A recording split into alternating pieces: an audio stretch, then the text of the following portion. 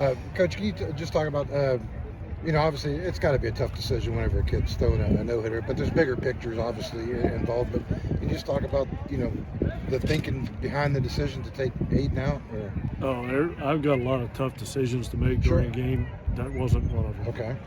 That was, I was going to get him out after the fifth, but I wanted to make sure that he was throwing good, Didn't want to give him 4 at-bats off of somebody else. Wanted to make sure we held him to zeros through 6 because we didn't have Braithwaite available, probably didn't have Chase Smith as much as they threw, and Noah Short wasn't feeling great again. Right. So the bullpen was a little shorter today, and his pitch count was pretty low. He didn't have any walks through 5 innings, so it was.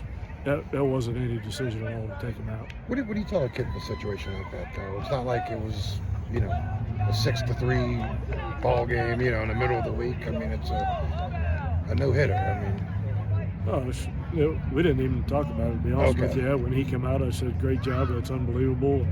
I think he knows. Yeah. He hadn't thrown more than 50 or 60 pitches all year. I'm not going to let him go out there and throw 120 pitches, because if he's going to pitch that good, we need him down the stretch. So you want to make sure and take care of the kid. Yeah. Obviously, Pitt is such a big rival for this school. Second time Aiden's thrown against them here in about a month's time, a couple weeks' time, and he's done well both times. What's that say about him, especially as a freshman, to be able to come out in this game and just throw strikes?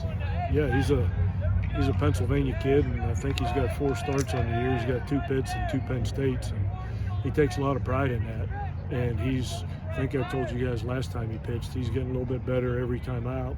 And if he continues to get better from here, he's going to have a really good future here. What can his role be, I guess, kind of the rest of the season when, this was the last midweek game of the year? He's been a midweek guy for you. So tuning up for the Big 12 tournament, what can his role kind of be for you? We don't know. That's something we have to talk about. We've been looking for some starting pitching, and if he's going to go out and do that against Pitt's a good offensive team now. It's an older veteran lineup that's been around a long time, and they score a lot of runs against ACC teams. So that was a good team that he went out and threw 6 no-hit innings against. So that's encouraging. Who knows what's going to happen? We just have to see how the weekend goes and play from there. Coach, you're obviously, down to the last 2 weekend series of the regular season. Are you an RPI guy at all, or look at projections? What does RPI stand for? Ratings Percentage Index. Oh, yeah, I've heard of that. Do you look at that stuff at all at this point of the season? Or? You have to.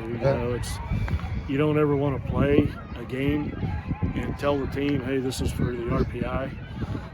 You don't want to play for results, but you can't ignore the results, In our sport, RPI means about everything, And we're sitting in a pretty good spot right now as long as we do what we're supposed to do against 2 of the best offensive teams in the Big 12 coming up. So it's not going to be easy by any stretch. Oklahoma's playing as good as they have all season. We're on the road, and it's so hard to win on the road.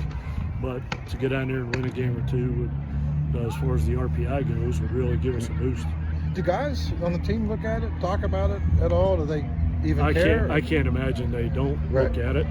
I've never heard them talk about it. I don't want them talking about it, but again, you can't ignore results, and that's what drives college baseball. So I'm sure they know. They know everything there is to know about social media and websites and internet. So I can't imagine that they don't know.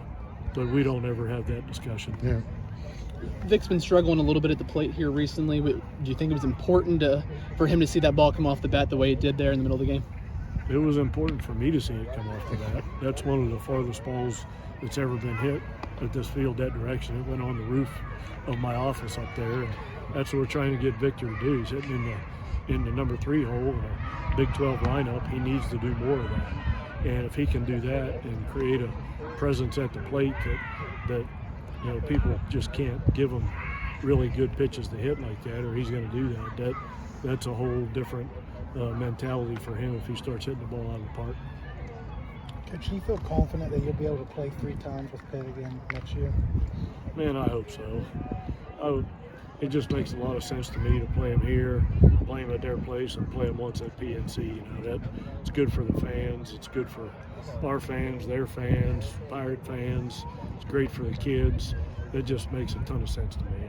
I hope we can continue to do that. I'm just kind of curious. Has there been any talk to possibly do the PNC Park game somewhere else, like maybe do a Maryland game at Oriole Park, Camden Yards, play someone like Ohio State at Cleveland? Been any discussion about that?